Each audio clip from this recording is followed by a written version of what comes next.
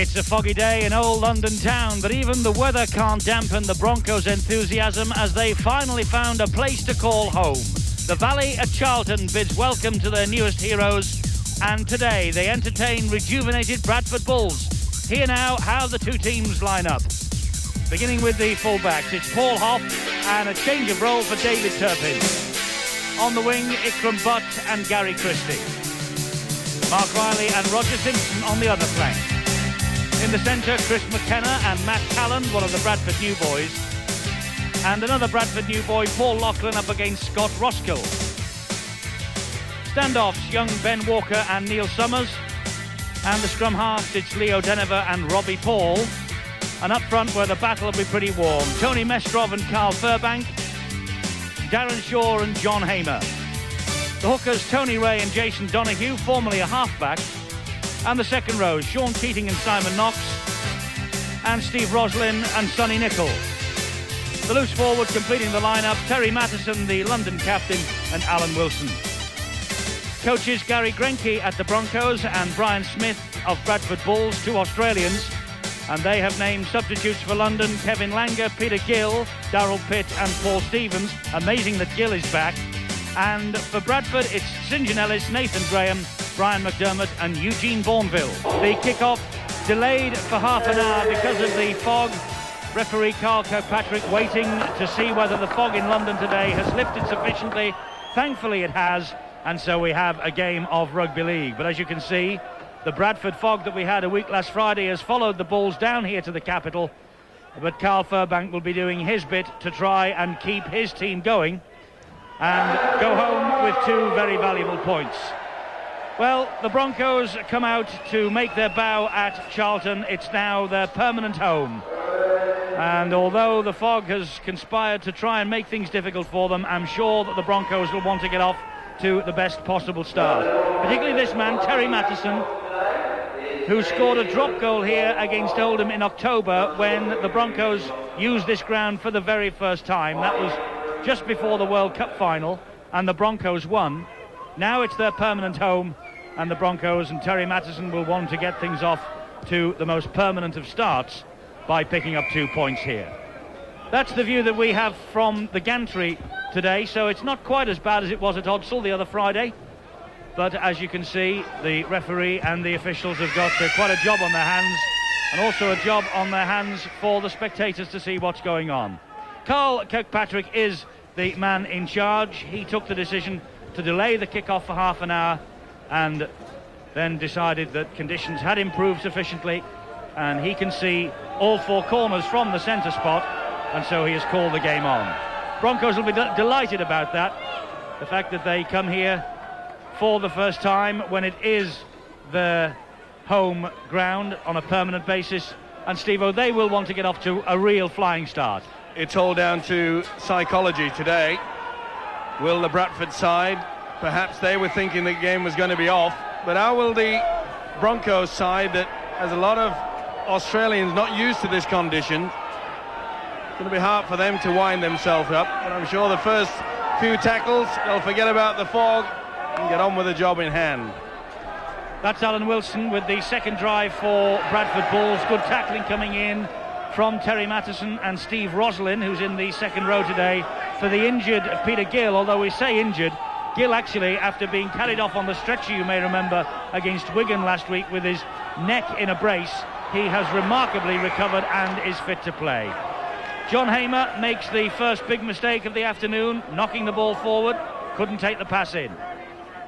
Well, it looked as though he wanted to be the dummy runner and realised at the last moment, just made a vain attempt to try to drag the ball in. Bad mistake by the Bulls then. Denver feeds the scrum, gives it to Walker. He misses out half and finds Chris McKenna. McKenna goes through one tackle, the attempted tackle of Neil Summers, but then he is halted. That's Paul Hoff getting to his feet. Roslin was the dummy half. And I must say, as they go over there to the far corner of the valley here at Charlton, they do tend to disappear from view. But now they come back into our sight, and that is Terry Mattison. Tony Ray is the dummy half. The runner there is Mestrov, the prop forward. Good tackling, though, by Bradford. Summers in there quickly. So, too, was David Turpin.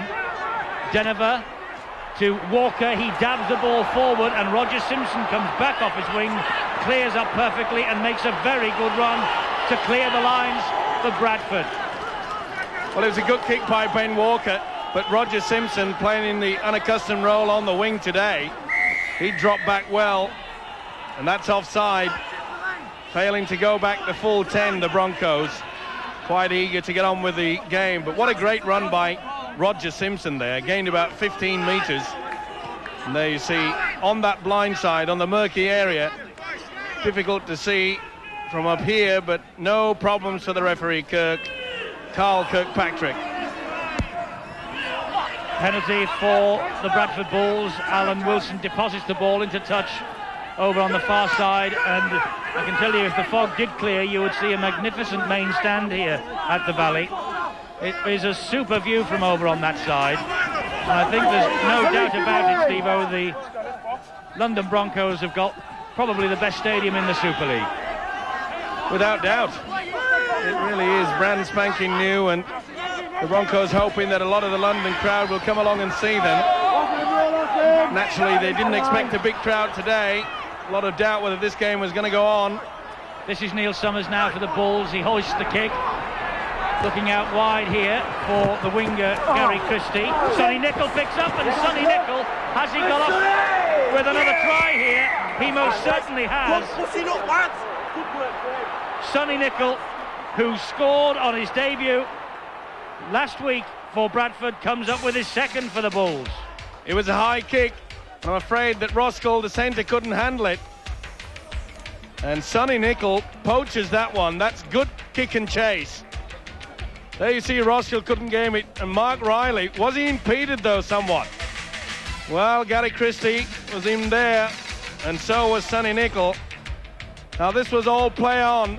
Now they know, no, it was an accidental trip there from the winger Christie, and Sonny Nicol took full advantage. So what a start to his Bradford Bulls career for the Great Britain international Sonny Nicol. A debut against Oldham, he scored a try in the fog, and he scores a try in the fog here today, and Lachlan with the conversion attempt, but it just went wide of the posts. What a start for Nicol, what a start for Bradford. The Bulls leading 4-0. It's all about kick and chase. Ball out wide, and Summers, a neat kick over. The centre makes a real meal of it. Christie trips up Mark Riley, and it gave the opportunity for the second rower, and you could see the new man, Sonny Nicol, saying to his players, well chased, backing up, that's good stuff. That's Matt Calland, another of the newcomers at Bradford. Here is one of the old hands, Carl Furbank. The tackle coming in on him by Keating. That's a good tackle there from McKenna on Sonny Nicol. Donahue is the dummy half, and here's Wilson. Wilson going into the chest of prop forward Darren Shaw. Donahue dummy half. Furbank now up to the halfway line. 5 tackles gone for Bradford. They made 38 metres, and the kick downfield just bounces its way into touch. Paul Hoff could do nothing about that. Good play by the hooker Jason Donahue. Took his time, gave himself plenty of room. Make sure that the kick on the last tackle was vital. Way into the Broncos quarter. Now they'll be hoping for a pretty solid defence and to force the error from the Broncos. Mark Riley plays the ball to Mattison, and he gets it inside. Good tackling coming in from Wilson and from John Hamer. Good scrambling defence this from the Bradford Bulls. Lachlan was in there, so too was Summers. Tony Ray is the dummy half, and this now is Mattison, is it, in the head guard? Or is it Darren Shaw? It's Darren Shaw, the prop forward. That's the other prop, Mestrov. 2 good drives from the prop forwards there. That's what they needed. There you can see 34 metres gained. They'll gain a few more metres now, courtesy of Walker's kick, but it's fielded well by Simpson. And another terrific run from Simpson from defence. Stopped in the end by Shaw's tackle. Well, the Broncos have to change their kicking tactics. That's the second occasion that Roger Simpson has just skipped through the fog and skipped through their defence. They'll have to start kicking in a different angle. Bradford at the moment continuing this attack with 12 players because Alan Wilson is down and receiving treatment to a painful injury. But that's Robbie Paul, and he got the ball away to Simon Knox. And it was a good tackle from Tony Ray that pulled him down. Bradford midway inside the London half of the field now. Summers trying to dance his way clear, gets the pass into David Turpin, and Turpin heading for the line. And a good saving tackle coming in from Mattison and Hoff. And the Bulls trying to swing this ball around and confuse the Broncos. Quick hands from Donahue. Little dab forward by Furbank, but it all came to naught in the end. Well, he tried the dab through, did the prop forward, Carl Fairbank, but it was to no avail. He didn't get good contact on it. I mentioned that Alan Wilson was down and receiving treatment for the Bulls. The treatment hasn't worked. There's no magic sponge today from all accounts. So Wilson has gone off and Brian McDermott has come on. Bad blow to the Bradford Bulls. He really is a talented player, Alan Wilson. Is a man that gets involved in the set pattern moves. That's a bad mistake. Well, this fog in London town today, Steve-O, is up and down. It really is. 1 minute it's fairly clear like now, and we can see that mistake from the second rower, Sean Keating. And the next thing is, it really comes down like an even thicker blanket. Yeah, you could see that the second rower had just kept his eyes off the ball.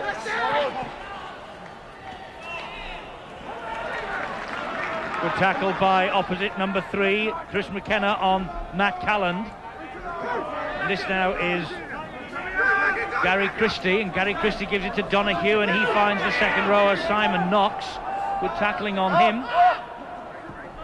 First touch for McDermott. Goes through a little gap, but it was closed pretty quickly by Mestrov. Now Furbank again. Spins in the tackle, Furbank, with Darren Shaw all over his back. Tried to keep the ball alive, but the Broncos have got the ball back. And that's Roslin. Well, they're forcing the pass when they really didn't need to. It was well dropped on by the hooker, Tony Ray. Missed opportunity there, and they're trying to force the pass when it's not needed. Tried to just pop one over the shoulder then, and he was lucky that McKenna read the situation and retained possession for the Broncos. The problem was that was on the first tackle. They can't afford to give away possession like that. That's a better run from the prop forward Mestrov. 3 tries in his last 2 matches, including one against Wigan, by the way, for Mestrov. This is Mattison.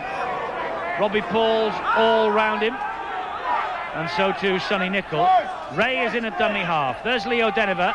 He finds Walker. That's the combination that could cause problems. High kick from Walker, though. It's bounced in the in-goal area and bounced over the dead ball line. Wasted opportunity there. Tactics are good. Kick the ball high in the mist, but it was far too long. So both sides just losing their way somewhat, trying to force the pass when it's not really needed. I'm sure that both coaches would have sent out the message, get back into the swing of things. Now McDermott again. Great run from McDermott, the substitute. There are 2 chasing him. Support is there from Christie, and Christie goes in and out of Hoff, but Hoff does well. Beautiful position there by Paul Hoff. You could see that when McDermott had made the break. Knox is there. Good run, good movement this from Bradford Bulls. Knox plays the ball. That certainly didn't go backwards, that play, the ball. It went in a diagonal movement, really, and that's bounced off Paul Hoff, the fullback. And Bradford have got it back.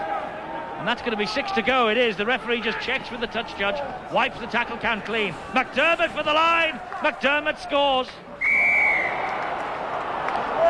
Brian McDermott only on the field a couple of moments ago. A try against Leeds in the Regal Trophy defeat 2 weeks ago. Substitute last Friday, and he's come up with his 2nd touchdown of the season. Broncos in a bit of trouble now. Call him super sub, but it all came about from the mistake. There you could see he was put under a lot of pressure, was Paul Hoff, but he really should have taken that football. It went back to 6. Quick play the ball from Summers, and super sub. Look at this. Oh, that wasn't the best attempt. He just pushed away Walker there quite easy. Riley couldn't hold on to him. There you see Riley had gone in. Chris McKenna had gone outside and he shoved the winger just out of the way. But good power play there by the substitute, Brian McDermott. Only a couple of moments before, made a tremendous burst down the blind side. Loughlin with the conversion attempt, and he misses with his second. Throws the little tee away, but Bradford have an 8-point lead, 2 tries to them. And Broncos yet to get out of the traps, really. Well, we were talking before the game kicked off about the psychological build-up to it. Who really wanted the things there, but that was a poor attempt by Riley. Nice handoff, though, by Brian McDermott. Cheers. The Bulls will be happy with this. 2 tries in the first 12 minutes. And David Turpin, the 22-year-old fullback, runs the ball out from the kickoff. Bradford arriving here in the capital, hoping to complete the league double over London. And they have never lost to either Fulham or London, depending on which guys this club has had. They've never lost to the team from the capital since they were formed 15 years ago. The Broncos, of course, beaten by Wigan 42-10 last Sunday. They're trying now to arrest a losing run of 3 straight defeats. That's untidy both ways. Referee will surely bring it down for the first knock on, and he will. Well, I can't believe how Bradford are trying to keep this ball alive. There's the last incident. Referee Carl Kirkpatrick quite happy to play advantage. None was forthcoming to the London Broncos. Here's Paul Huff, big tall fullback Paul Huff. 8 tries in his first 4 appearances, but he's not scored in the last 5 matches. Off to a whirlwind start did the tall Broncos fullback. This now is Sean Keating. Good defence from Bradford there. Moving up quickly. We've yet to see the ball skills of Terry Maddison, the London Broncos skipper. We might see some skills here from Deniver, or maybe Walker. But not on that occasion. Walker was found wanting, and he surrendered possession to Neil Summers. Well, a bad mistake. You can see quite clearly the standoff was looking at his opposite number. Neil Summers was charging towards him. This is Loughlin charging towards the line down the far side. Bradford, well, they've started here in London very positively indeed, haven't they? Here's McDermott, one of their try scorers, taking them on and prepared to battle it out down the middle, making the hard yards. This is Robbie Paul into the arms now of Summers, looking for the runner. The runner was Nickel, but instead he had to take the tackle from Walker and Ray. 14 and a half minutes gone. Great start for the Bulls, and a good run coming in for them from Matt Callan. Donahue attacking the short side. It bounces off the legs of McKenna. It'll be 6 to go here as Nickel gets the ball.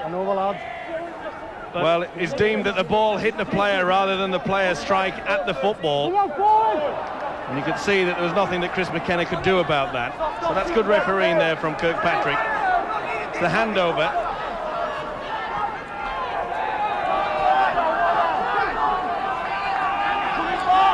Tony Ray, the dummy half. Mattison had just overrun it slightly. The tackle on the second row, Roslin, by Nickel and by Knox. Nickel in there again quickly, as is Furbank. Defending that run from dummy half by Tony Ray. Here now is Sean Keating. 10 metres inside the Bradford half of the field. Walker drifts one over the top and into the corner, but Roger Simpson has read the script perfectly, and here he is again. Third great run from the Bradford winger.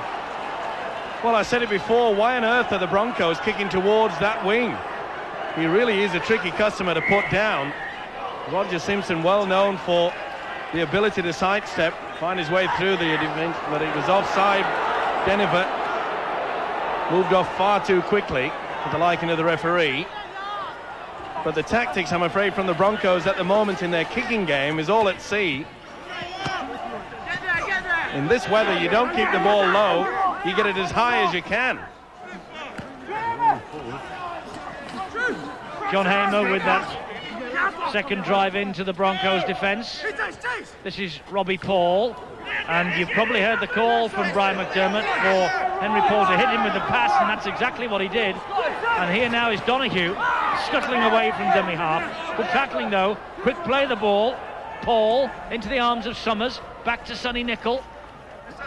Nicol is a strong customer, and it took 3 then to bring him down. And he's struggling to get to his feet. This is the last tackle.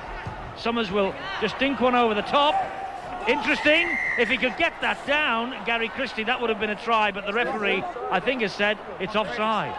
It was well offside. I don't think that Gary Christie admit to the fact that he's that quick. At least he tried, but they're the tactics that the Broncos should be employing. Been quite impressed with the way that Bradford's opened this game. They're eager to play the ball quickly. They know that the Broncos are very poor and slow at getting into their line. The defensive line is quite poor at the moment.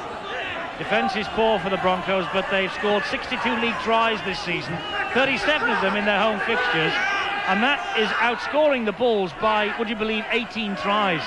But not today so far.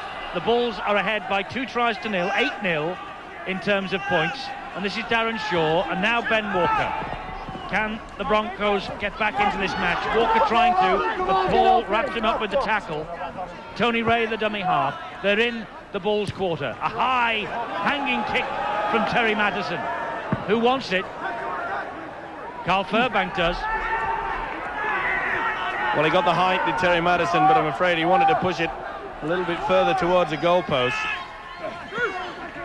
It's the first time that we've actually seen Madison inject himself into any form of attack. He's the linchpin for this Broncos outfit. He's the man that normally brings people back on the inside, but we've yet to see that. Simon Knox trapped, and he can go nowhere, and he did not play that ball properly. That's got to be a penalty. He was on his knee when he played the ball. The referee, Carl Kirkpatrick, spotted it.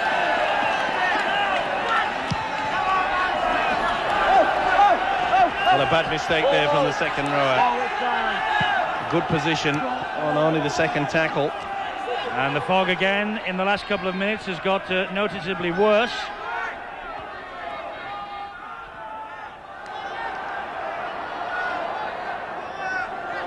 Tony Ray is the dummy half. That was Mattison. Long ball from Mattison. And it was the second row, Keating, who picked up the pass. Bang in the centre of the field, underneath the Bradford posts. Referee Kirkpatrick has ruled offside against Bradford. Well, I know it's foggy, but they're not going to get away with it against this referee. He can see that far. And that's a try. Great try from McKenna. Referee gives the 4-pointer to Chris McKenna. They caught Bradford napping there when they took a very quick penalty, and McKenna in for his 9th try of the season. Quick thinking there. Ball out wide from Madison, and that is not the best attempt, is it, to tackle a man? Paul was involved there, and you'll see that Matt Calland involved too. 2-on-1, they both went high. There was nothing that Nicol could do about it. It was quick thinking though. Nice ball out there from Terry Madison. Quick tap, and this is where you should put a man down. They both went far too high, and they paid the price. But the Broncos needed that. They're back in it. 7 tries in his last 7 appearances before today, so that's 8 in 8 for Chris McKenna, a man who made his debut at loose forward against the Bulls at Odsal in September. So the Broncos back in it, and Leo Denver now trying to add the extras.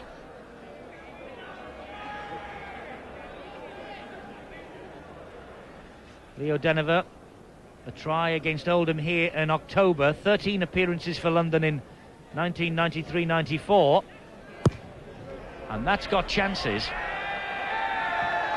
but it just faded the other side of the post, but it was very, very close. London 4, Bradford 8.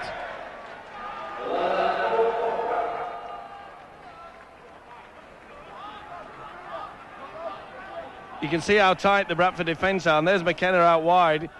Quick tap from Madison. It was good thinking. He just steps at it, goes it through the gap. That is poor defence. Brian Smith, the Bulls coach, will be far from impressed with that. Darren Shaw with the first run from the kick-off. Makes it to the edge of the 20-metre area.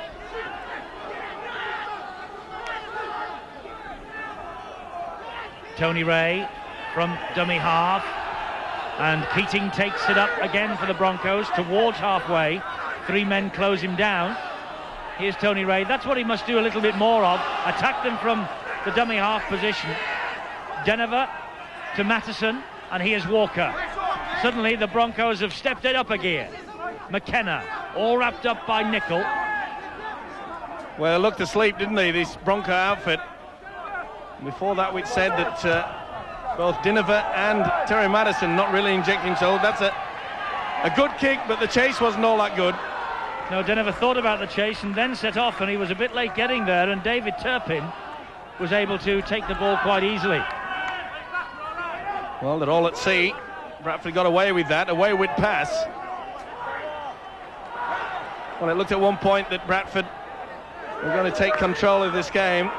They really were running with a lot of vigour, but they've allowed the Broncos back into this game.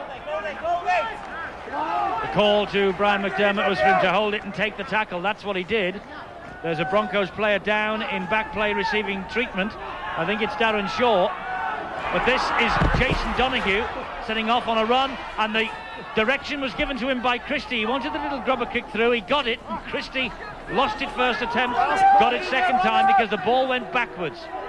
This is Paul, short pass to Summers, long the ball then to Lachlan to Turpin, and over there is Simpson, and Roger Simpson. He's had a fine game here at the Valley so far. 3 terrific runs from defensive situations, and now he shoots in the other end of the field for his 5th try of the season. Well, they worked that corner. It was good work from Jason Donoghue that put the kick through. Christie's quick play of the ball, and a beautiful link there. Oh, superb play. Lachlan sends the ball out wide and Simpson in. It's all a matter of getting the link. Look at that long ball out there from Summers to Lachlan. Then the fullback Turpin chiming through, and well finished off by Roger Simpson. But well worked by the Bradford Bulls. All came about from a lovely break from the hooker Jason Donoghue. And that man finishes off. 3 tries in his last 4 matches for Roger Simpson. He's played full-back for much of this season, but now on the wing.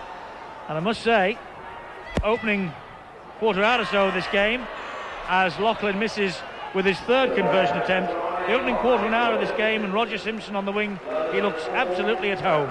London 4, Bradford 12, 3 tries. Lachlan's missed all 3 conversions. Well, this is a break from the hooker Jason Donoghue. It was a beautiful chip through. It looked as though at one point that Calland and Christie had made a meal of it. See how it just came free, but good work there by Christie. A quick play of the ball, link across the 3-quarter line, and Bradford are in for their 3rd try.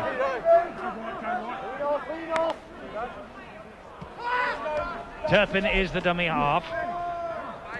That's Matt Calland.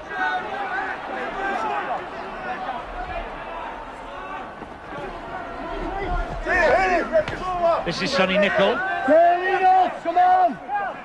Move away, move! And Donoghue, the dummy half, to McDermott. Takes them on up the middle, McDermott. Oh, he got the pass away then in an impossible situation. And then he's going to give the penalty, Kirkpatrick, because McDermott stole the ball from the arms of Mattison. Silly play, though. Why on earth would the substitute want to do this? McDermott had the tackle early in the possession count. Well, it's a foggy day, Steve-O. Maybe he thought referee and touch judge could be fooled. Well, it may affect your fingers and your toes, but it shouldn't affect your brain, surely. Tony Ray scooped the ball off the floor into the arms of Denver, and he then put the short pass in. Darren Shaw was stopped. This is Mattison, and now second rower is Rosalind. Well spotted by the Bradford defence. They didn't get tucked in there to Madison. They knew the inside man was coming. Walker out wide to Roskill, and this is Ikram Butt. Ikram Butt, the England international, goes down on the 4th tackle for the Broncos. Now Ben Walker, and there's Tony Ray, and that's the last one. They only made 7 metres in that set. That's not good enough by the Broncos, but Denver's long ball out wide. They might be in, and they are. The winger Mark Riley gets over the line, and that's a great reply from London Broncos. You may notice the delay on the cheers from the crowd on the far side there. You have to wait until the referee blows his whistle and makes the signal. Well, what Bradford can do, the Broncos can do even better. It was a good angle run there from Deniver, but what wonderful centre play. Chris McKenna just swept that ball across his body and allowed the winger to dive in at the corner. Good run from the little halfback, but watch the centre now. He rolls it across, sucks in the opposition winger, Gary Christie, leaves the opening for Riley.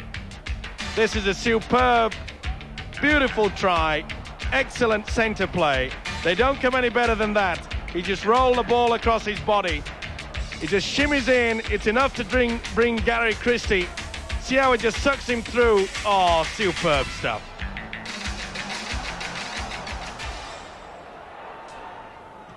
Mark Riley with the try, and something maybe for Brian Smith to think about.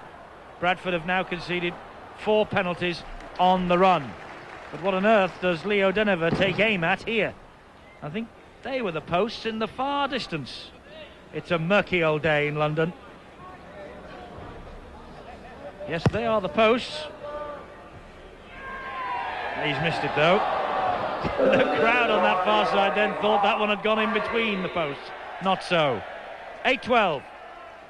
Well, they're hanging on to this game, aren't they, the London Broncos, but you won't get a finer try than this. Centre work was absolutely superb. Rolls it across, sucks in the winger. Tight gap there, but he made it, did Riley. Well, they made 7 metres in their first 5 tackles in that move, and then they were over the line for the try. So it just shows you, not all the time do you have to make huge figures in terms of metres without producing some sort of opportunity, and they took that opportunity, did London, with both hands. Well, it's going to be a struggle for Bradford Bulls because the Broncos' home form shows 4 wins and 3 defeats. And they're underway again here with McKenna, who almost gets through Simon Knox, but Simon Knox does well to stick to his guns.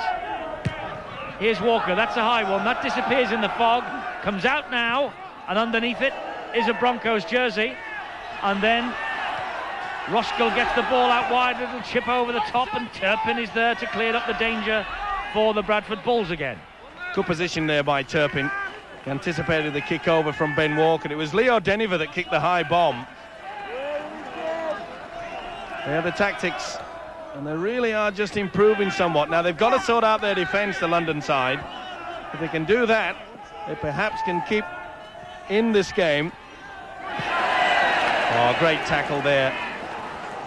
Sean Keating really putting his shoulder into the job then.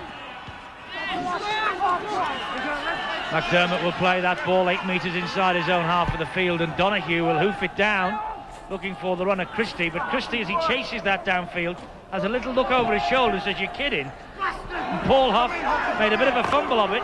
My word, didn't he do well? And then Simon Knox following up with a super tackle.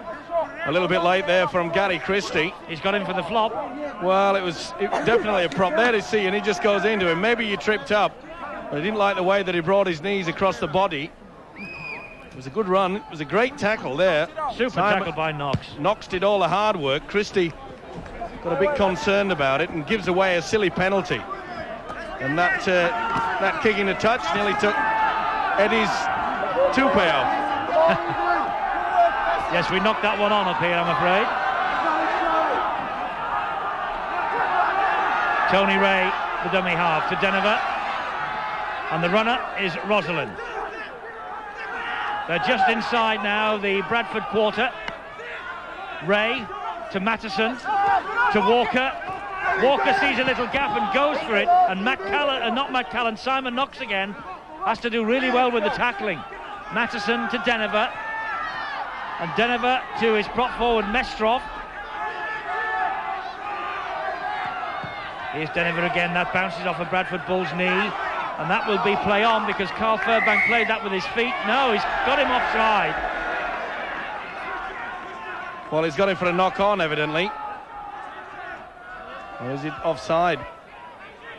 Yeah, offside is the decision. I think Furbank was, well, he must have been stood in front of the football when it came back off the defensive wall. We'll see here, maybe. Well, there's a kick.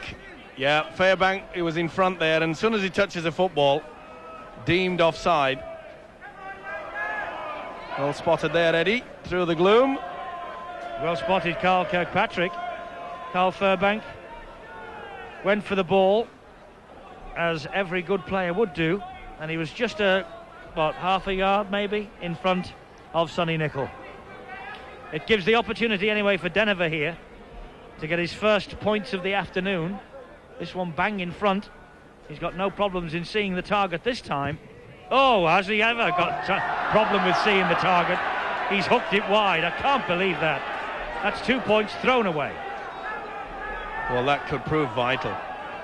Total lack of concentration. I know it can happen to anybody, and has done for many, many years in the past.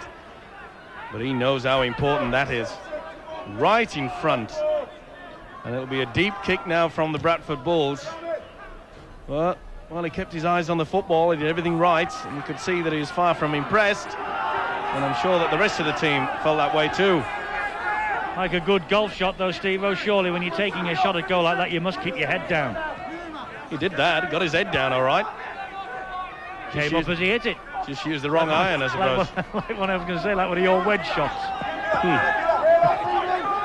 McKenna is the dummy half for the Broncos. This is now Walker, and here's little Leo Denover suffering a crisis in confidence at the moment. The little scrum half went pretty close to a shepherd then, nearly gave away a penalty. Ball out wide finds Roskell. It was a good pass from Darren Shaw. This is Ikram Butt now taking it over for the Broncos. Last tackle here for London. Walker jinks his way round one, dabs the ball forward. Brave defence from Sonny Nicol. Nice option though from Ben Walker. Made a couple of mistakes early on, but he's got back into the game. He's put that behind him. Now Robbie Paul.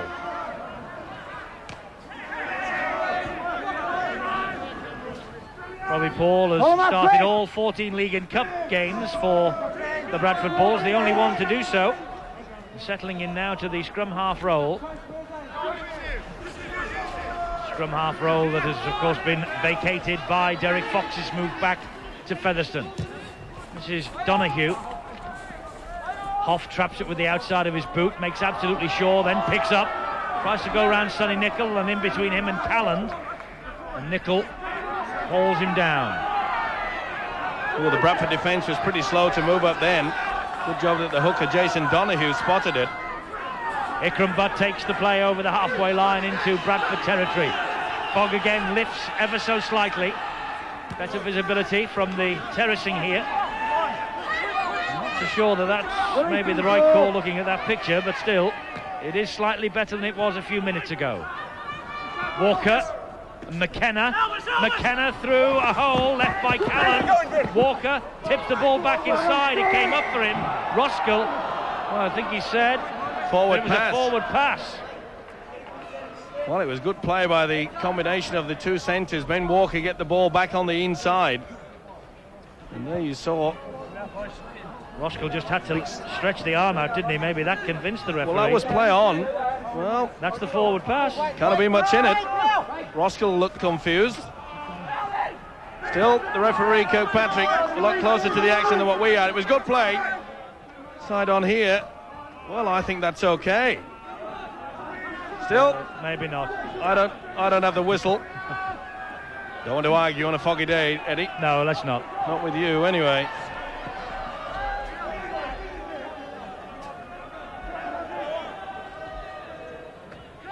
Here's Furbank. Wouldn't want to argue with him on any sort of day, Carl Furbank. Donahue over halfway for the Bradford Bulls. Bulls and the Broncos. It's a bit like American football, but this is the big league and it will be Super League next year. The Broncos and the Bulls. Great marketing ploy, Steve-O, by the two clubs. Maybe that is the way forward. Well, it's been proven successful in the United States and, of course, in Australia. They hardly ever call their teams by original names. It's Broncos, Panthers, etc. and so forth. So let's hope that all clubs follow suit. This is Keating. Oh, that was a Robust challenge by Simon Knox. Ray to Mattison. Little dink over the top one for Walker to chase. And he dropped it there, Christie. The referee spotted it. Bad mistake. There you see, it went behind him. He dragged it back when really he should have just put his body down onto it. See how he drags it back? That's classed as a knock-on, and it is. Despite the fact that he was facing his own sticks. Well, a bad mistake just before the half-time break. The biggest problem for Bradford at the moment is that they can't get possession. Nice, sir. Deniver into the arms of Walker, and this is McKenna. McKenna, tall, long-legged centre. Played for Queensland under-19s during his career. Simon Knox getting through a lot of work defensively. And in attacking mode, it's the Broncos, their prop forward. Mestrov's in, and that will level the scores. Tony Mestrov with the try. 3 tries in his last 2. That's 4 tries now in 3 for the big prop forward. I'm delighted with that. It levels the scores. Quick play of the ball again, and you could see that the prop forward went straight for it. The Bradford defence was slow to move on. He utilised the post well here, the prop forward Mestrov. Takes a look, sees that they're slow to get through him. It was a very slow attempt from the second marker also. But see how he squeezes to the post. That prevents anybody getting from the inside onto him. This is good thinking. But poor play, second marker. But well spotted by the prop forward, Tony Mestrov. Deserved that. So that levels the scores, and we've got a change of kicker since Leo Deniver pulled that easy penalty attempt wide. It's the captain, Terry Mattison, taking responsibility this time. And he finds the mark. And jubilation, or is it ironic cheers on the far side for that successful kick? 14-12. That's where the second marker should have run, but he didn't. See how he just stands there? You've got to shuffle across. Well spotted, though. You take nothing away from the prop forward. They really do enjoy scoring tries. So coming up to the last minute before half-time. Fog in and out and up and down all day today, and it's got slightly worse again now.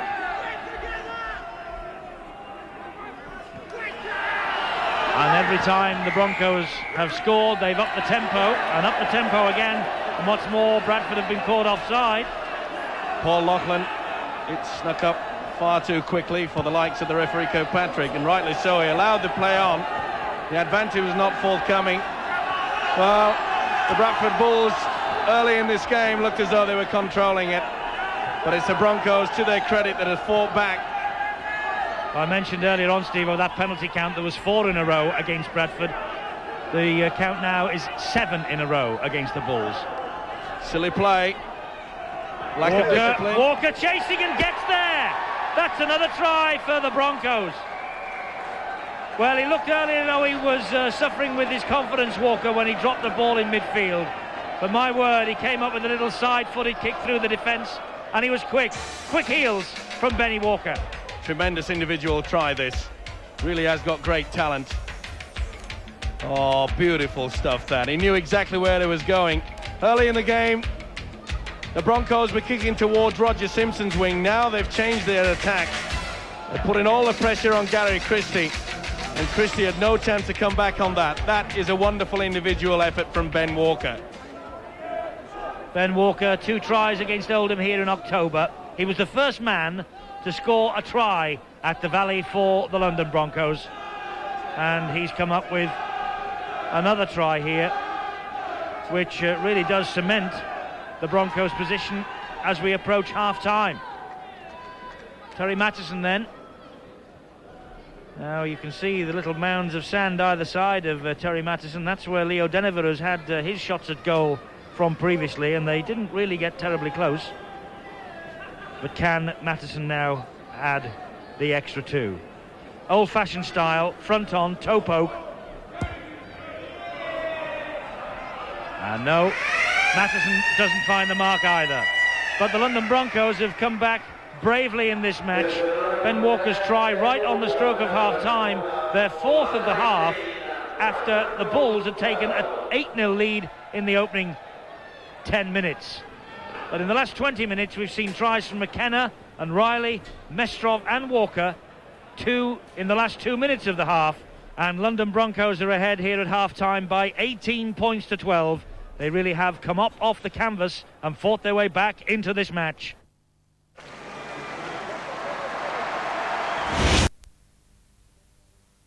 Having to come out and watch a great game, a great spectacle in such conditions. The Broncos in their first set of 6 this second half. Walker with the kick downfield. Turpin is there to bring the ball back. Good chase from Denover with a little bit of help from Roslin. This now is Roger Simpson. He, one of the try scorers for the Bulls in the first half rather. And they're off to a flying start. Bradford Bulls 8-0, but now it's 18-12. Furbank taking it up again for Bradford. It's an important period of the game now for both sides. Bradford in the first half got up to those 2 tries in the first 8 minutes, and that really is what they'll be looking for. Much of the same in the second stanza. And I'm sure that the London coach Gary Grenke would have said, look, you've got your defence sorted out. You were very shaky in the opening 15, but they looked a lot more confident, especially going into the half-time break with a 6-point lead. So it's so important that the Broncos get off to a good start this second half. This is Ikram Butt. You may have noticed the kick downfield from Robbie Paul was well fielded by Paul Hoff, the fullback. No pressure on him, of course. Pressure there on the winger Mark Riley. That was applied by McDermott. This is Mattison. I just get the impression that Terry Mattison is not 100% fit before this game. Not any of the knocks he's caught today. He's not the same man. He's normally going in at first receiver and controlling things, but he's not doing that today. Here's Walker. Walker again with the little side foot into the corner. And Turpin watching that all the way. And he just got it at the last minute as Ben Walker came sliding in behind him. And Walker collides here with the advertising hoardings. Oh, it was a nice little trip through, wasn't it? Nearly took our cameraman with them. Beautiful weighted chip. And it wasn't Walker, by the way, it was Scott Roskell. Yeah, and the fullback David Turpin, he left it right until the end there, but decided to take the ball over. That's why the dropout from underneath the sticks comes towards the Broncos again. Bradford under pressure. Mestrov makes good meters in that first tackle, takes the Broncos to within range of the Bradford line, but not the best passage of play, I'm afraid.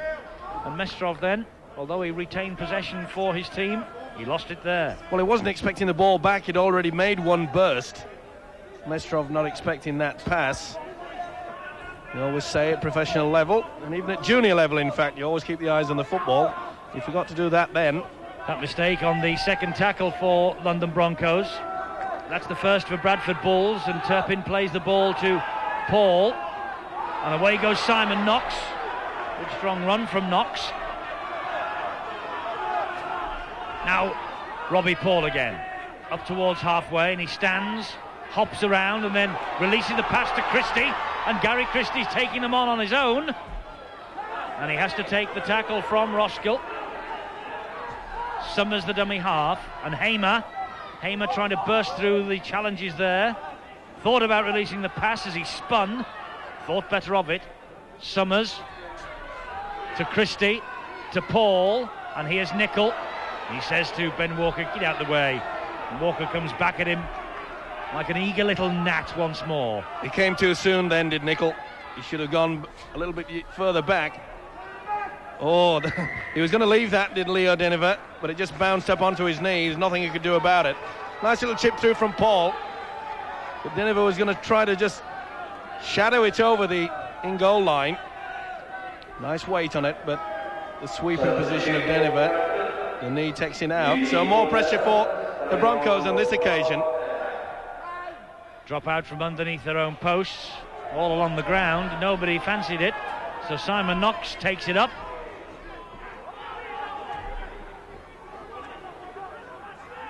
Donahue and the substitute Bourneville, Eugene Bourneville, is on. The man he's replaced is Carl Furbank, the Bradford Bulls captain.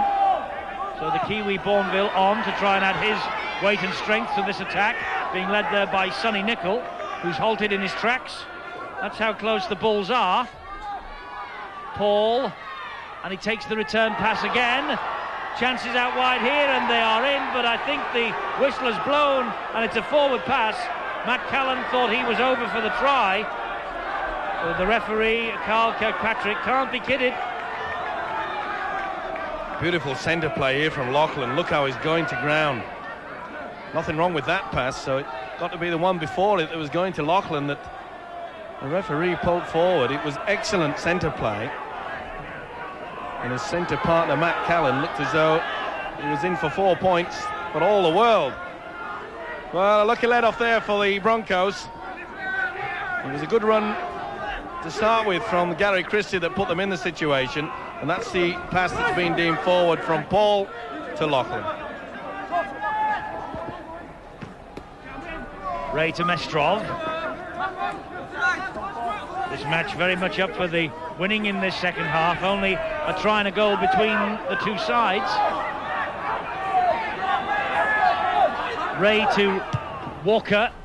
High kick down centre field. Well picked up there by Gary Christie, the winger who'd moved in, and good chase from Chris McKenna. Super change from the centre. It's all about just playing out your six, making sure your defence is good and chasing through on that kick. And that's good work from the second marker. He's working hard, is Dinova, today. Well, it's a good contest this between these two sides, and so it should be, because the Broncos are only one place behind the Bulls in the table. They're 11 on points, but with a points difference of minus 38 compared to minus 39, Bradford are just ahead of London in the table. Well, that should have been a penalty there. Ikram Butt definitely knocked the ball out of Lachlan. Well done, the touch judge. You didn't see it to start with, but you can see the left hand trailing through, dragging the ball away.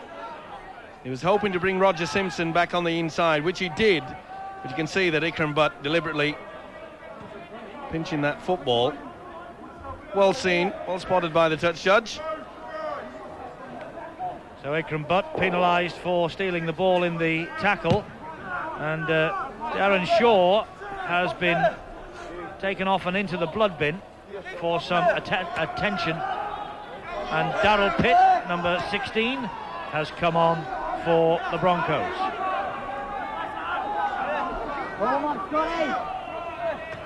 The Bulls in possession here with Bourneville. He releases the pass. Donahue couldn't get to it.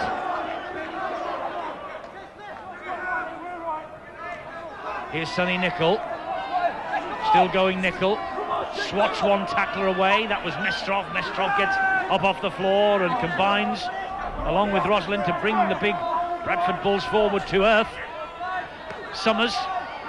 Well, Summers was looking for a runner there, and we saw in the previous run from the second row of Sonny Nicol, they're standing too flat. They've got to run onto the football. This is Robbie Paul. Again, they're standing round Bradford, looking for the opportunity. Suddenly it comes. Bourneville chasing his own kick, and it was good cover defence then from Ikram Butt. Nice kick through from the substitute Bourneville. Wasn't far off it.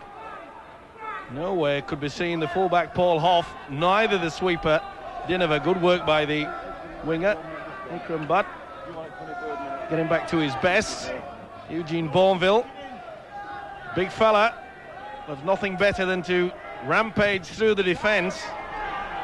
And he's well known to his new coach Brian Smith, because he was substitute for Smith's St George in Australia in the President's Cup. That's for under-19s, the grand final in 1992.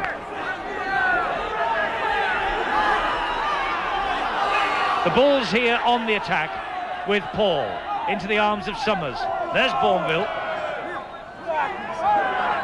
They're still standing too flat. They've got to have someone racing onto this football. Robbie Paul saw a little gap, darted through it. The support was there. Now, was he tackled without the football? I think he was. And the referee is going to award the penalty to Bradford Bulls here. Paul got the ball on the inside, and I think it's Tony Ray that brought the man down. I think Tony Ray will find himself 10 minutes in the sin bin. Yep, the hooker took the man without possession of the football. Good positioning by Kirkpatrick. And he really dragged him back there. Well, 10 minutes in the bin. Tony Ray gets the yellow card, so he's out of the action for 10 minutes, and it doesn't look as though he is too convinced with the decision. I was just trying to make out who it was in the fog over there. I rather think it was Matt Calland he was pulling back. Loughlin finds the mark with the penalty, and so London 18 now, Bradford 14, and the gap is just one try.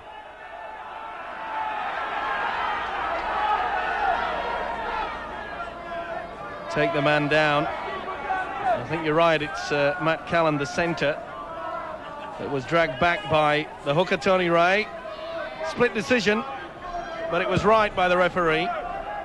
Tense times now for the Broncos, one man down, and this is where Bradford, who showed quite openly that in the first 15-20 minutes that they can spread the ball out wide, and when they do that, gaps will appear in this Broncos outfit. Well, just as you say that, John Hamer comes up with a mistake and they lose the ball, Bradford. But what on earth was John Hamer doing out on the wing? I can't believe that. Having a rest or something? Losing the ball.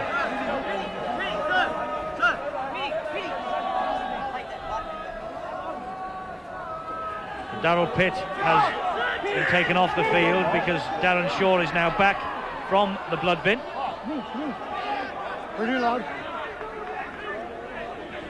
Safety first, that's a key now for the Broncos. With one man down, just eat up the clock. Just keep driving forward and then use the little kick to apply the pressure.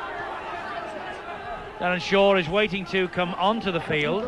He came on a few seconds ago and he's been taken off again because they want to get Darryl Pitt off the field. This meanwhile is Mestrov. It's a problem in these conditions for signals to go in from the sidelines. Here's Mestrov again, one try already today. Barging run to within 10 metres of the Bulls line. 24 metres they have made, and they're with Deniver, who angles the kick out wide. Oh, Loughlin takes it well under pressure from 6'7" called Paul Hoff. Gee, that takes some doing, doesn't it? Both of them are pretty tall, but I'd say Paul Hoff had about 3 or 4 inches over the top.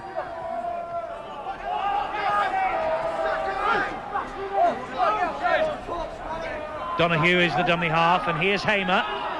Straight up the middle for Hamer. Good run from the Bradford prop forward. A man who is enjoying a benefit year. He's a policeman, and he has, at the moment, resisted the overtures to go full-time professional at Odsal, but they're just still in discussion, I think, and trying to organise things for Hamer. Good kick downfield from Neil Summers, just turning Ikram Butt round. Well, he got lost a little bit late in the first half, and for quite a lot of time in this second half, the kicking game has gone astray. He knows how vital it is to make sure that the defence is solid now with the Broncos in their own quarter. There's been quite a few mistakes, and of course it's pretty cold out there, and I suspect that with summer rugby we won't get as many mistakes as that. Nice warm conditions, nice hard grounds too, so we'll get plenty of football, feast of tries I'm sure in the next year. We're all looking forward to that. Darren Shaw has come onto the field again, and Darryl Pitt has stayed on, and Sean Keating is the man who has now been replaced. There is Darren Shaw once more, straight back into the battle after having the blood stopped from his wounds. Into dummy half goes Matteson, and he takes them on. Tony Ray, of course, the hooker, is off the field, the man who would normally be in that position. They made 56 metres that set of 6, and Ray, with over 5.5 minutes left in the sin bin, watching here. as a little kick goes forward, and it's well watched there by Turpin, who releases Christie. Good kick through there, and it was a good chase from Darryl Pitt. Well, they've been inventive as the London Broncos, especially Ben Walker. He knows the advantage of using the kick. I must say that Simon Knox got away with murder here, because that ball was not played properly at all. You're supposed to stand up before you place the ball. That was better. That was Knox that time playing the ball to Robbie Paul. Oh, this is Hamer with the run, and he's got the Broncos man Ben Walker all over him, and as he made to play the ball then, he was tackled a second time. That was Chris McKenna. Broncos looking to get away with that. This is Callan. Callan scores his first. Matt Callan scores his first try for Bradford Bulls. That levels the scores. It's his 6th try of the season, first for his new club. Boy, oh boy, this took some scoring. Upper body strength, get out of the way to Mark Riley. See how he fends off Chris McKenna there. That is sheer strength, determination personified. Out of the way first, Riley. McKenna can't do anything about it. Look how he just keeps him away. Nothing that Paul Hoff could do. That is a great try. It had to be scored, and he's paid back a few shillings at least for the transfer. The new boy. That was a great try. 5 tries for Featherstone Rovers before the move to Bradford for Matt Callan, his first for the Bulls, and getting a good tap on the shoulder there from John Hamer. And it's Loughlin, only a 25% success rate, and that, well, it almost comes back to the halfway line, that kick from Paul Loughlin. But we're all tied up here at the Valley. London Broncos 18, the Bulls 18. So just over a quarter of this match remaining to be played, and it's all square, 18 points all. Matt Callan's first try for his new club, tying the scores up. And it has been a super contest, Steve-O, despite the awful conditions. These two sides should take a bow. Yep, it's been pretty tough out there. Let's not forget that Tony Ray still have 2:41 remaining. We said it was going to be vital with the Broncos down to only 12 men that they keep them at bay. That's a knock-on. Knock-on by Christie. And it's the first knock-on that the referee will play, and that was by Christie, the Bradford winger. Bad mistake there. It wasn't the best pass. Well, this could be the opportunity that the Broncos need. Not only will it give them an opportunity to score a try, will eat up the clock and make sure that their hooker Tony Ray gets back on. Bit of a shamozzle in the front row as Hamer and Mestrov tangle. Denover gets the possession from the scrum, and he finds Walker. That's a good run, but not the best pass. And David Turpin, didn't he do well? Well, he was coming from an offside position, but you can't be offside while the ball's in play. Come on, release. Got himself in between the long pass. That's a bad mistake from London Broncos. But only their 4th handling error of the match so far to Bradford's 8. Problem is, it came very early in the tackle count. Now he's taken that ball. Steve Rosalind has picked up a loose ball. The referee says play on. Quick thinking there from the second rower. Well, the Bradford Bulls are furious. They say that ball was stolen. The referee, Carl Kirkpatrick, will hear none of it. This is Darryl Pitt. It wasn't stolen, was it? Well, I'm not so sure. I think the fingertips of Darren Shaw might have got in there. Either way, they've got away with it. Matheson to Mestrov. Mestrov all wrapped up, gets the pass away though to Denover. Denover trying to fool Hamer, and Hamer was not taking the dummy. Good play. Matheson's back in at dummy half. Good play by Robbie Paul in the second marker. He applied the pressure there. That's what it's all about. You've got to work there, those two markers. You don't just stand there for the rest. If you do, you could be paid the penalty. Drop goal attempt from Ben Walker. I think he's got it. He has. The referee was well positioned. He was 10 metres away from the post, and he watched this sail over. Gave himself plenty of time. Calm, cool and collected. But I'll tell you something, Steve-O, the Bulls are still complaining about that decision. Well, they can complain all they like. 1 point's gone up on the scoreboard. That is a good run. Great run from Mestrov. takes the heat out of the situation, lifts the team, and Roskill sets off to try and do likewise, and Hamer has been penalised for having his second snap at the ankle, and Hamer at the moment not happy with the way things are going. He was chatting to the referee before. Well, if you're going to have a decision go 50-50 and then help your...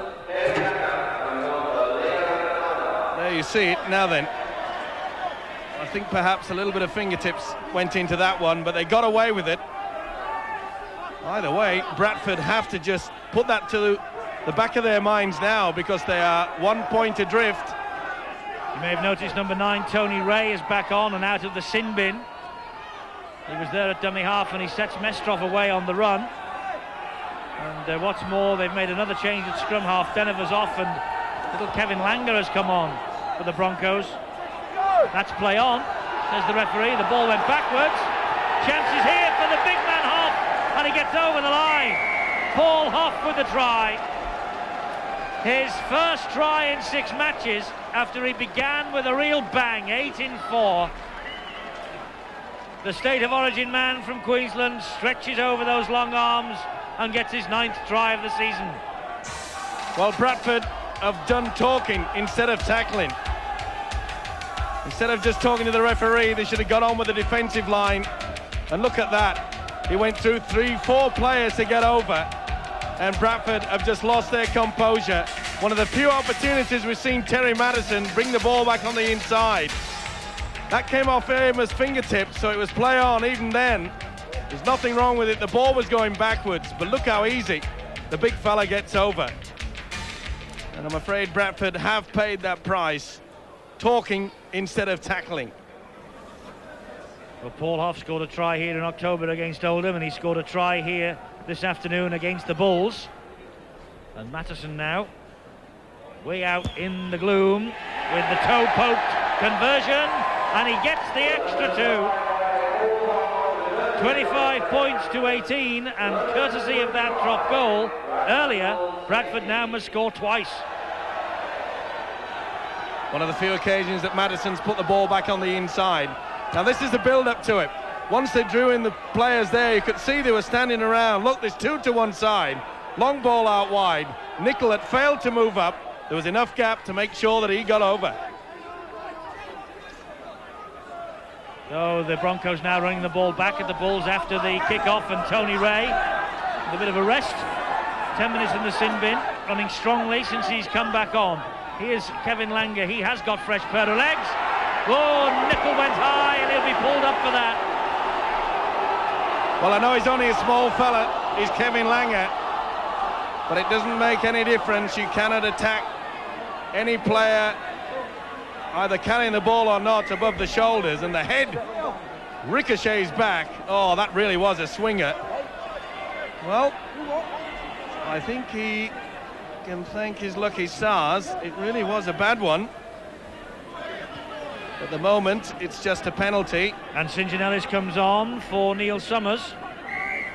St John Ellis, the man who, of course, once upon a time scored 40 tries for Castleford, and he is the sort of player who could inject a bit of pace into this Bradford Bulls outfit and get them back into the match. But at the moment, they're waiting while Terry Matheson takes this penalty kick at goal. Well, I think that's a good move by Brian Smith. I would presume that Brian Smith will move St John Ellis out onto the wing and perhaps bring Roger Simpson either into the fullback position or even to the stand-off. They certainly need somebody to inject a bit of life to their attack.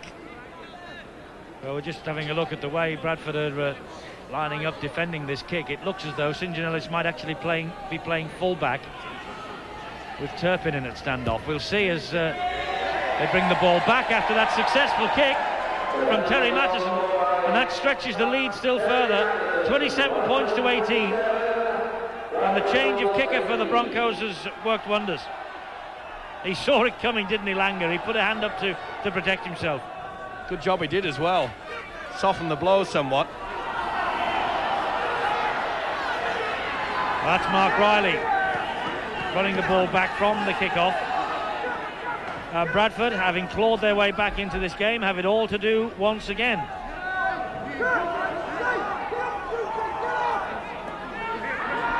Tony Ray with that run, tackled by Bourneville, with a little bit of help also from McDermott.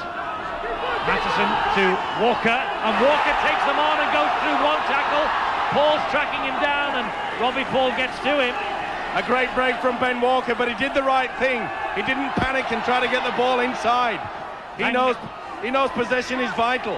Langer switches the direction of play, then the Broncos bring it back this way, and a bit of a mix-up between the prop forward Darren Shaw and Darryl Pitt. Oh, it really wasn't on. They make a wonderful break from Walker there and just waste the opportunity by a stupid pass when it really was never on. 10 metres inside their own half, the Bradford Bulls. Donahue gives it to Hamer. Hamer drags Bradford to the halfway line.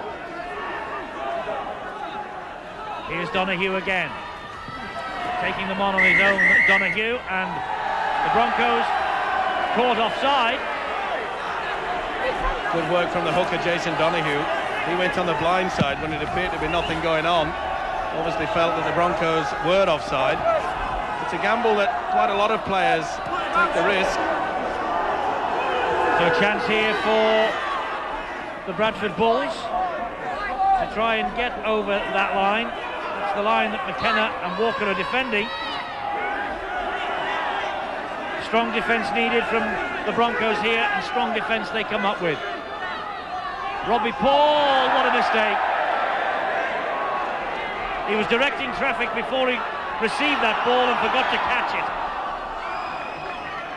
Well, he had the clutch out and didn't get the gear, did he? You can see clearly he was looking to where he was going to pass the football. That could be a vital mistake. The Broncos quite happy now just to use their forwards, and they're doing this well. They're over the halfway line with just two play the balls. That's good work. Yes, great stuff from the big Broncos forwards. Here they go again with Darren Shaw. Loses the headgear but manages to get the pass into Ikram Butt. Butt takes on St. John Ellis, spins in the tackle. That's Matheson. Matheson first bounce into the arms of Walker. He gets away from Callan.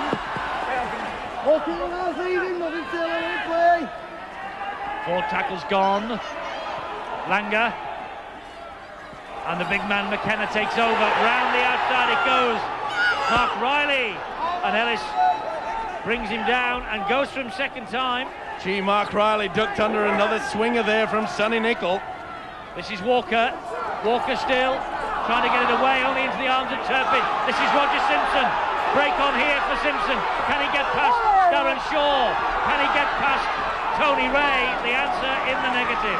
Super cover there from the hooker. He did chase back 50 metres then, did Ray. This is Lachlan. It was try time. Bradford have to just wing it out to the left here. The Broncos are all at sea in defence. This is Robbie Paul. Robbie Paul dancing and juggling it. Gets the pass away to McDermott, but what a tackle from McKenna. Turpin the dummy half. Now St. John Ellis. He'll hoist the kick. And he hoists the kick to the roof of the stand. That was a waste. Oh, poor play to finish off some super work that was all started by Roger Simpson. But what a great tackle there. Oh, that is wonderful stuff from Chris McKenna. But let's pay tribute again to the way that Tony Ray got back. Roger Simpson had skipped past all the would-be cover defenders. It looked try time all the way, and a swinging arm and offside.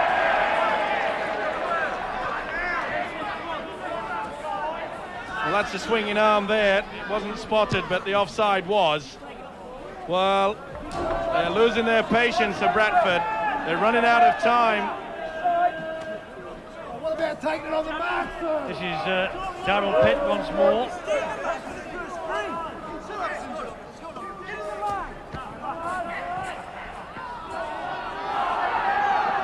And Rosalind. Here's Langer. Trying to work a move with Paul Hoff, and it never came off. Well, when you're leading 27-18, you don't need to. Possession is vital in such a good position. Why on earth they want to start doing all the fancy stuff at this point in time? When they needed the kick, they don't use it. Nathan Graham has come on for Jason Donoghue. Donoghue has worked very hard from the dummy half position for the Bradford Bulls.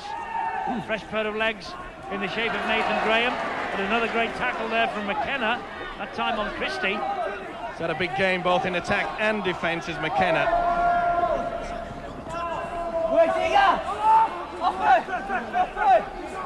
Turpin picks himself up. Lachlan is the dummy half.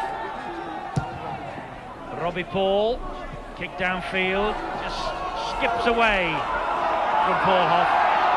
But Hoff picks it up, sets off on one of those typical runs of his. Halted by the tackle of Nathan Graham. Ikram Butt now taking on Turpin. Well, with less than 9 minutes remaining, if I was a coach, Gary Grenke of the London Bronco outfit, I think that I'll be bringing off Terry Madison. He really is struggling out there. I know he's the skipper, I know he's the guiding light. And there he is now. But he really is struggling to get back, both in attack and defence. But he's not a quitter, he'll keep going. And he's there to organise them as much as anything. Ray to Langer, here's Mattison again. Turns the ball back inside. Paul Hoff takes the last tackle. They made 47 metres and Langer will make a few more here with that run. Ball out wide. And that ball came forward in the end. The referee will rule the knock on. It's the turnover on the last. Well, not the best attempt by Mark Riley to keep the ball alive. Another wasted effort when really a kick was needed. They do lose their marbles and trying to play fancy stuff. That's a better run. Vital. That's Eugene Bourneville grounded just inside his own half. And now St. John Ellis. Offside against the Broncos. Quite a few of them there, including Ben Walker, who actually went for the football. Well, so often in the past we've seen the London side streak away to a commanding lead and then just falter late in the second half. There you see there's quite a few of them that never got back, including Chris McKenna, who's still not onside. The chance here for the Bradford Bulls that they really must take. They're 10 metres short of the Broncos line. Now with Paul, and here is Turpin, and the runner was Calland. Good tackling though from Rosalind again. Paul, Nathan Graham. Well, they need to do something a little bit different, Bradford, maybe a run around or a different angle runner. Maybe Nicol will produce something here. An arcing run and a pass out wide. Little dink over the top. It might come up for Christie and has. Gary Christie with the try. Invention was called for and Christie came up with it. Chip over the top, caught them cold, and he swooped in. Great try.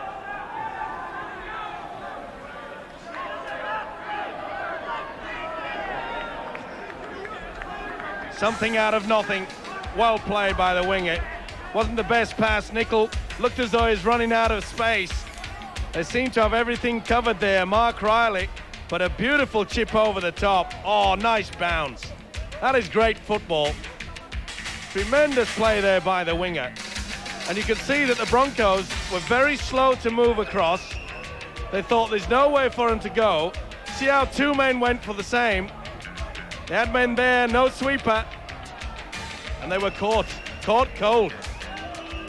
Gary Christie, terrific try, and if ever St. John Ellis needed to come up with an extra two, this is the time. Oh, he's hit the post and it's gone in. The extra two for St. John Ellis. It's 27-24, and this match isn't over yet. Well, terrific entertainment. You've got to take your hat off to these two sides for battling through in these conditions. Freezing cold day, foggy out there, but my word, haven't they given us some entertainment here today. That's the view that they've got in the corner of this ground. Really was super skills there from Gary Christie. But the London side, they were caught napping.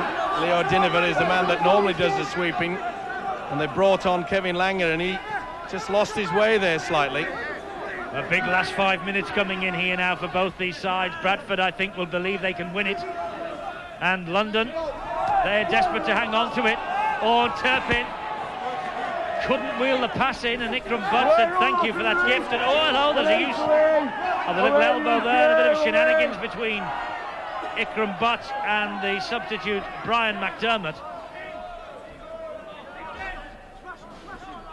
Tony Ray, the dummy half. This is Mestrov. Safety first is a word that's coming from coach Gary Grenke, telling the Broncos to just pile it up, nothing silly. And they make a change. Paul Stevens comes on, the former Great Britain Academy international, and Darryl Pitt is the man who's gone off. Fresh legs could be the key. Last tackle here for the Broncos. It's Matheson. I wonder if he's thinking then about another drop goal. The bomb went straight up in the air. McKenna has come up with it, but the tackle was completed. It's on the last. It's the turnover. Went up well, didn't he? Really did want that ball more than anyone else. Now then, can they keep their defence solid? Bradford have to start taking the risk. Long balls out wide, missing a man out. They have the match winners. Roger Simpson is a man that can streak the full length of the pitch. That was Simpson who was in at dummy half. And that was Matt Calland who took the tackle, and here's Simpson again.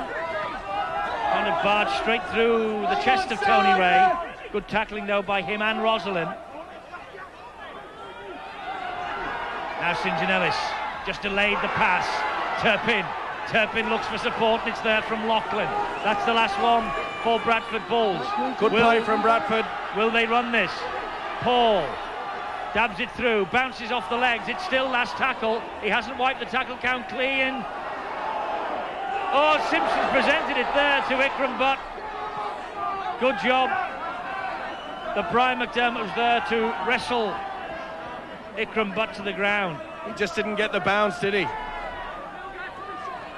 Well, they were looking for a kicker with Bradford, and there was no one there. No one seemed confident enough to hoist the ball high. Would have been a far better option than just keeping the ball behind you. The Bulls turn to defend. This run here from Rosalind. That's 4 gone. Ray to Langer. Langer through a little gap. He looked over the shoulder. They're set here for a possible drop goal. Matheson. He sweeps it out wide instead. They're going for broke. And it's good defence from Bradford. Giving the ball. Inside the last 2 minutes. 3 points the difference. Well, Sonny Nicol taking it up for Bradford Bulls. Well, there again we saw that the Broncos quite happy just to play the game out. But why on earth they want to give it just a handover there when a kick could have forced them even more into the in-goal area? Well, Terry Matheson is still out there. He's a skipper. Got enough experience to understand what's needed in situations like this. The London Broncos are just over a minute away from an historic first ever win against Bradford. They've met 9 times and lost them all. The high kick comes in from Bourneville. And the ball is in touch, and that's going to be head and feed to the Bradford Bulls. That's good play from Calland. Well, Mark Riley took it, and Calland just bounced him into touch. Head and feed, as Eddie just mentioned there. This could be their last throw of the dice. Seconds ticking away. If ever Bradford had a move round the scrum base, this is when they have to produce it. Here's Turpin. Half a minute to go, plus stoppages that will be added by the timekeepers. 3 points, the difference between these two. Simon Knox is dumped to the ground. St. John Ellis from dummy half. Desperate defence from Broncos. The defence stands firm. Drop goals no good to the Broncos. They need a try. Paul.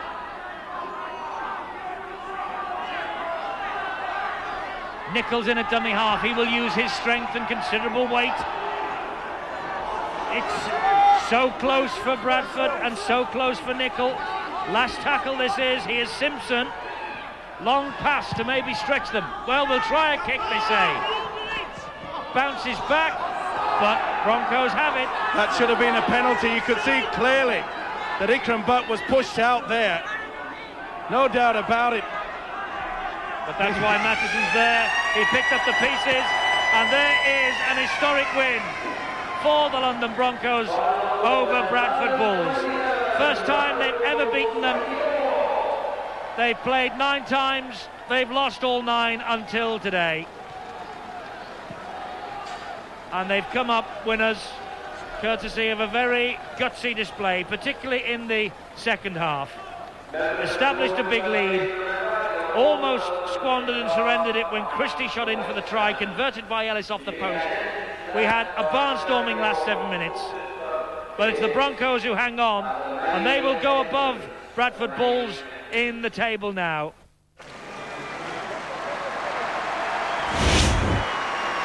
So a good win for London Broncos in the end, 27 points to 24 after they led 18-12 at half-time. Tries from McKenna, Riley, Mestrov, Walker and Hoff. Matheson kicked 3 goals and Ben Walker kicked the drop goal. Right, let's hear from one or two of the stars of this match, beginning with the London Broncos hooker, Tony Ray. Tony, the word gutsy comes to mind because that was a gutsy display from your boys. It's good to come away from a tough game with a win. You know, we've had a couple of toughies before the Wigan one, which we didn't come away with victories in tight situations. And we learnt from them. We said we should have learnt the first time. We didn't the second. Looks like the third time we have. What will this do for the confidence now? Well, it's important to get a win. You know, our whole goal before the game was to win the game. We've gone 3 without a win, and we just need to get a win under our belts. And we've been struggling with the colder conditions and the wetter grounds, and it's just good to have the confidence to know that we can play some smarter football, control the ball a bit better, even though we didn't control it all that well in stages, and come up with a win. Do you think we will see an even better Broncos team when the sun is shining and you've got the sun on your backs next summer? Well, I think you saw the real Broncos before the break. We put in some really strong performances there. We do like to be on top of the ground. We're not mud runners if you're a horse follower, but we have struggled with the cold, and it's a bit hard to pick that enthusiasm up, but we've just got to do it. We're here to do that. After 15 minutes we're down 10-0 or something, and we really had to dig in deep at the end there, and even right at the end we're only 3 points up, I think, and they attacked our line. We held on, thank God. Yes.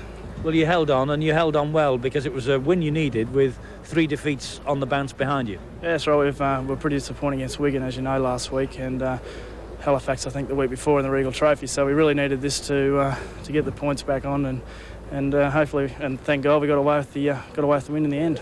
I think you're back into the top 6 now, and that will do the confidence a power of good.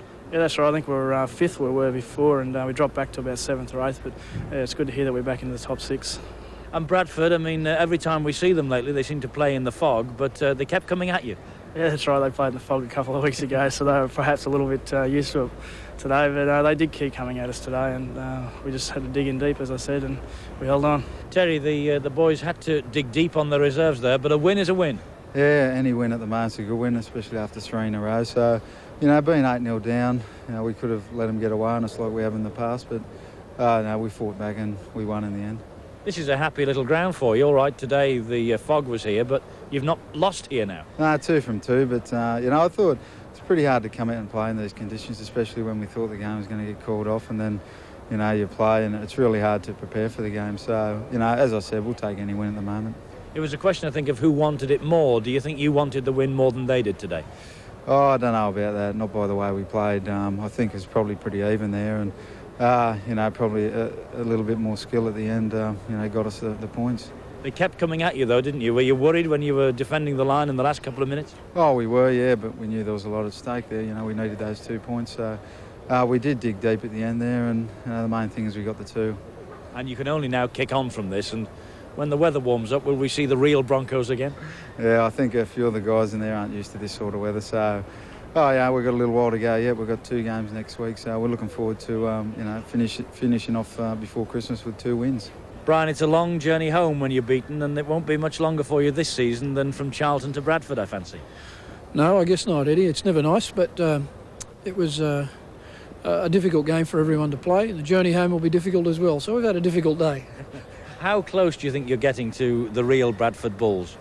Oh, we've got a ways to go yet. You know, I thought there were patches in today's game that really I found encouraging, and there were others that we've got a lot of work to do on yet. I think probably the most encouraging bit was the way we competed in the last 15 minutes, 10 or 15 minutes there, where we got 4 guys all injured in the game today, another 4 sitting there watching them who couldn't take part in the game today, and a couple of Aussies sitting back home getting ready for Challenge Cup and Super League, and for us to be, down 8 or so, 10 players, and still have guys out there competing and doing everything they could to pull the game out of the fire, that's an encouraging sign. Good spirit. Good spirit, and the spirit was fine in the opening 10 minutes when you shot into the lead. Yeah, we got a good start to the game, and that's what it was a bit patchy. Good start, good finish. Not too good in the middle. The club sandwich was a bit ordinary. The statistics then from this match, and the team tackling was equally shared. 8-4 in London Broncos' favour, the scrums. 16 penalties, 19 handling errors, and Bradford will be alarmed that they made 12. It was London's half in the first 40 minutes, Bradford's half second half. And in terms of possession, well, London held on for 21 complete sets of 6 compared to Bradford's 14. A much better percentage rate then for the Broncos, who made 1,232 running metres as against 1,326 running metres for Bradford. In each set of 6, Bradford made 37 metres and the Broncos 32. Well, the London Broncos have won, and it was a match they desperately needed to win, because coming into this game they were on the back of a run of 3 successive defeats. The London Broncos players themselves not too impressed with their performance. Steve-O, what say you? I'm not surprised, really. They'd got off to a very poor start indeed. Normally the Broncos hit the opposition with everything they've got. They were down 8 points in the first 20 minutes, and at one time it looked as though they were going to get drubbed by a Bradford side who were running rampage. But the thing is, Bradford then simply dropped off and allowed the Broncos back into the match. It was an amazing situation. The Broncos got their defence sorted out, and once they started knocking back Bradford, they seemed to lose confidence. They badly need a halfback. They need a leader out there. Good work from the forwards early on, but they tired in the second half. And Brian Smith, well, I think he believes it's coming together gradually, but it looks to me as though he has got still a long way to go. Well, as we mentioned, they need a leader out there. They need someone to get the tactics going. We keep mentioning Paul. He's a very, very good individual player, but he's not an organiser. The sooner they get an organiser, the better. But the forwards have to start moving forwards. It's no good just playing for 40 or 50 minutes in a game. This game goes for the full 80, and if you don't, then you haven't got a chance of winning. And this really isn't Broncos weather, is it? No, not really. I think when summer comes round next season, we'll see the real Broncos. They like to keep the ball alive, and I think we're in for a real treat. So that's the London Broncos against Bradford Bulls done and dusted. Now then, it's highlights time, and let's see how the 3 remaining ties went in the Regal Trophy, first of all. Seize the day. St Helens, minus the cup-tied Paul Newlove, were slow out of the blocks at Knowsley Road, and Halifax took full advantage. Mike Umanga pinching a try under the sticks for Asa Amone to convert. It was another South Sea Islander who inspired the Saints' response. Apollo Perolini driving into the Halifax defence, Dean Busby supporting, with Andy Northey finishing off. Goulding converting and kicking a penalty for an 8-6 Saints lead. Asa Amone's penalty levelled the scores before Kieran Cunningham timed his pass for Scott Gibbs to force his way over bravely in the corner. Great work from Dean Busby then created a try for Danny Arnold, and with Goulding finding his kicking form, Saints were on their way. Goulding's short pass put Cunningham through the slightest of gaps. That was 26-8. And then a masterful crossfield kick into the corner from the Saints scrum half created a second try for Arnold. By now, Saints were in complete control, exploiting some weak Halifax defending. This time it was Perolini getting a well-deserved try. Saints had their slack moments too. Craig Dean allowed to slip the ball away to Grant Anderson, on to Wayne Parker, and Umanga bagged his second try. Asa Amone's conversion made it 36-14 to Saints, who hit back with a darting try from Joey Hayes. But Steve Sims' side were giving as good as they got in attack. Roy Southernwood, Mike Jackson to Grant Anderson, Umanga, Simon Baldwin, linking up with Carl Gillespie, who did well to put Baldwin in. St Helens had the last word. Another precision kick from Bobby Goulding, turning Halifax around, and Hayes slid in for his second try of the game.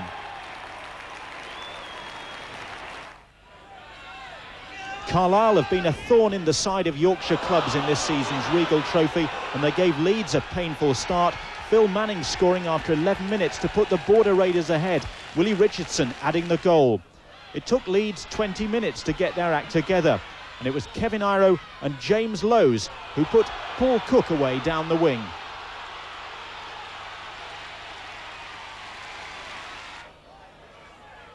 Five minutes later, Iro fooled the Carlisle defence and crossed for a try which Cook converted, and Leeds were 10-6 ahead. Cummins and Holroyd added further tries for Leeds before, right on half-time, Craig Innes used his pace and strength to outflank the Carlisle cover. Cook kicking the touchline conversion, 24-6 at the break. But 5 minutes after the restart, Carlisle bounced back. Barry Williams' pass to Mike Kavanagh was a hint forward, but Phil Manning pounced for his second try. That joy was short-lived as Iro grabbed his second try to make it 28-10 to Leeds. Gary Mercer demoted to the subs bench, coming on to set up the chance for Iro. Leeds added further tries from Anthony Gibbons and two from hooker Mick Shaw. This was his second.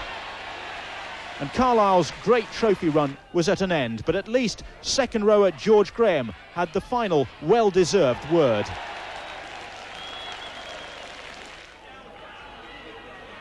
First Division Rochdale Hornets really stung Warrington in the opening minutes at Wilderspool when Chris Churm took flight to give them the lead. But the dream of a giant-killing act evaporated as Warrington began to assert their authority. Greg Mackey chipping ahead for Manoa Thompson to follow up. 3 minutes later, Mackey's long pass and Kelly Shelford's quick hands sent Andy Currier charging through. The Hornets, though, soon had their fans buzzing again when they fought back to level the scores at 12-all with Richard Patchnick's try converted by Craig Booth, who then added a penalty to put Rochdale 12-14 ahead. Not for long, though, because Currier grabbed his second try on the half hour. And early in the second half, Mackey, Kelly Shelford and Manoa Thompson worked a bit of space out wide for Paul Cullen to score, making it 22-14. And the defiant Hornets were caught napping when Warrington hooker John Hoff nipped through the cover defence for a smart try. Greg Mackey obviously didn't intend to end his Warrington career with an embarrassing defeat, and he created the chance that finally saw off Rochdale, Chris Eckersley finishing off. In the final minute of normal time, Rochdale's Keith England crashed over, but Warrington were assured of their semi-final place when Paul Sculthorpe rounded off the scoring in injury time. Now the Regal Trophy quarter-finals. Widnes 23, Wigan 28 after extra time. Leeds 44, Carlisle 22. St Helens 46, Halifax 18. And Warrington 38, Rochdale 20. The draw for the semi-finals will be made tomorrow morning. The results from the Centenary Championship this weekend: Sheffield 34, Workington 8 on Friday, and London 27, Bradford 24. So little changes in the championship table this weekend, but London are now up to 5th again. At the bottom, Sheffield are 9th, and Workington, well, they stay in deep trouble. Now to the First Division results. Huddersfield 14, Whitehaven 26, Hull 58, Dewsbury 14, and Keighley 6, Salford 34. So Salford's win there at Keighley was the Cougars' first home defeat of the season, and Salford are now the favourites for the championship. They take over at the top. At the bottom, Darrell van der Velde's first match in charge of Huddersfield, but a defeat at the hands of Whitehaven. Into Division 2. Barrow 8, Lee 22, Chorley 20, Bramley 20, Highfield 24, York 24, Hunslet 20, Swinton 10. Lee then remain in contention after their win at Barrow. And what about the fact that we've had 2 draws in the second division today? Highfield collected their first point of the season, but they stay at the bottom despite the fact that they drew at home to Rydale York. Now, what's to come on the big league in the week ahead? Well, beginning on Tuesday, make a note of the slightly later time. It's 10:45 for Boots and All on Tuesday night at 10:45. Next Friday, we're at Wilderspool for Warrington against Castleford. We're live and exclusive beginning at 7 o'clock. And on Sunday, we take another look at the Bradford Bulls, this time against Leeds. We'll be exclusive at Odsal Stadium next Sunday night at 7 o'clock. Over Christmas, well, it wouldn't be Christmas without Wigan Saints, would it? And we'll be at Central Park on Boxing Day The match at 5 o'clock, although it does kick off in the stadium at 3. And on New Year's morning, it's Warrington against Wigan. Will Wigan be crowned as the centenary champions over the festive period? If they will, Sky Sports will be with them. We're live and exclusive at Wilderspool New Year's Day morning at 11:30. That's it from foggy London town. Till the next time, goodbye.